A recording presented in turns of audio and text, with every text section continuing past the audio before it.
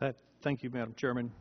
Mr. Cordray, you testified before our subcommittee on February 15th, and during your testimony you stated that the CFPB is committed to being accountable and using your resources wisely and carefully. You also repeatedly stated in correspondence that you are committed to promoting a culture of transparency and accountability. But quite honestly, to date, the responses that we've been receiving from the CFPB haven't really proved that out. And you know, one of the things that Dodd-Frank requires is that you provide a financial operating plan and forecast to OMB. I understand that you did not do that, that you gave them a budget justification form, which is different than a financial operating plan. Additionally, we've asked you to furnish us, performance measures and an overall strategic plan for the agency. As of this date, we have not received that. We also ask you to, give us, you mentioned the word detailed process in determining the Bureau's employment needs. And as the gentlewoman asked you the other day what the size of the organization you felt like it would be at some point in time, you've still not furnished us with any kind of information on what the process is to what the employment needs of the agency are. I could go on. There's a number of things that we've asked you that should be an integral part of any agency or any business that's operating, especially one with a $500 million deficit or budget. So here's the question. Is it just you don't want to furnish that information, or it's just not a part of the process? You don't have these documents? I'm trying to get a handle on if it's just a lack of transparency or you just don't have these documents. I mean, can you elaborate on that? Sure, and thank you for the chance to address the issue, Congressman Neugebauer. I did read your piece in the Wall Street Journal. A number of things. Again, it's important to recognize that we did not exist as an agency until last year. So at the outset, we obviously weren't going to have the same kind of full documentation as other agencies do that have existed in some cases for decades, in some cases for over a century. But we are on our way there, and we are getting there. In terms of responsiveness to your requests, it's my understanding that we have at least 5 times responded to requests with more information that you've asked for, and especially as it's been clarified to us what information you want.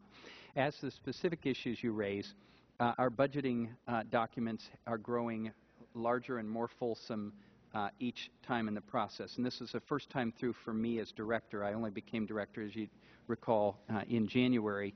And I believe that we are well on our way to doing the kinds of things you will want us to be doing around the budget process. As for performance plans, I know that we have been working, and I've seen drafts and worked on drafts of our performance plan under the GIPRA that will be coming out shortly.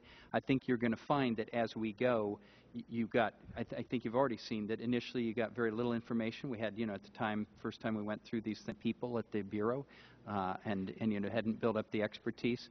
The next time it was more. This next time it will be more yet.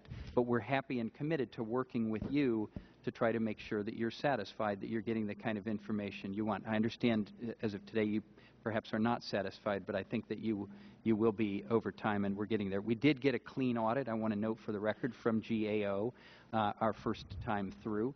They're back to see us again. And we have our Inspector General from the Federal Reserve who is working over matters with us, and we have, Congress has provided us with yet another outside audit, which also was clean. So we're trying to be careful about these processes. I take them seriously and I take them personally. But in terms of getting you the information that you need to be satisfied, we're working hard at it, and we will have more as we go, and we'll be happy to continue to be in touch with your office about making sure that we're... I look forward to that. I have one last question. I want to follow up on my friend Mr. Hensling from Texas on this term abusive. Here's the question. If your agency determines that a bank or a non-bank financial entity is engaging in, quote, what you deem is an abusive product or an abusive practice, what is the recourse for that bank or for that financial institution if they don't like your decision? Sure. So, this could come up, I guess, in two different contexts. One would be an examination of the institution. If we were to find something that we deem to comply with Congress's definition, which again is law of the land, on what abusive means, we would have a working back and forth with the institution. There might be disagreement about that. We would discuss it, try to clarify it. It is not our intention to try to ding institutions on things where it's not very clear what the law is or what the law says. In gray areas, that's not really worth our time or theirs.